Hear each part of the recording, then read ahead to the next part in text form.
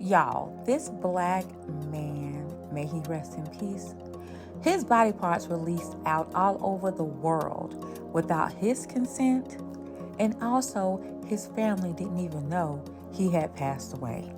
Victor Honey was a homeless vet because when he got out of the military, he had a lot of mental issues, as a lot of them do. His family had even visited him in the hospital months before he died. When he passed away, they claimed they tried to reach him. But how about his son has his same name, Victor Honey? This is just totally crazy, y'all. Shout out to NBC News for breaking this story because they were the ones who actually told Victor Honey family, along with 4 other families, that their loved ones had not only passed away, but their body parts have been sold for science.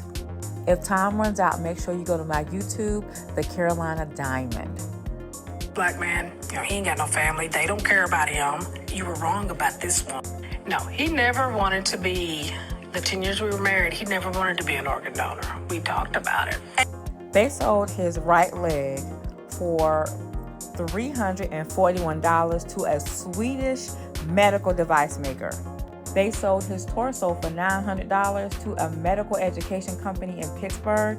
And they sold some of his bones to the U.S. Army for medical training for $210. And it says lease, so what do? Give them out and then you got to bring them back in a certain amount of time? NBC News found out that since 2019, over 2,300 people have been used for this purpose in the state of Texas. And this is the Dallas-Fort Worth area, you all. They were given to a state medical school, used and made money off of body parts. And what happens is these different medical examiners' offices, right, or hospitals, contact this medical school. And basically, they're saving over $1 million a year in cremation and burial cost.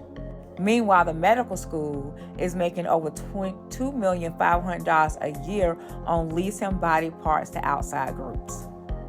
NBC have been researching this story for over 10 months and not getting any type of response except for we reviewing our contracts. But finally, right before this story aired, they did get the message from the medical school that it was suspending the program and firing top officials who led it. They basically said that they see the failures that existed. They also gave Victor Honey's family what they said are his ashes, but the family doesn't believe that they are his ashes, but they gave him the burial that a decorated veteran deserves. NBC News is now researching other states because it's legal in all states, y'all, but there is no national database to keep records. So if your family member happens to be missing, especially out of Dallas, Texas, you might want to contact NBC News because, again, 5 of these families didn't even know about it until they let them know. So sad.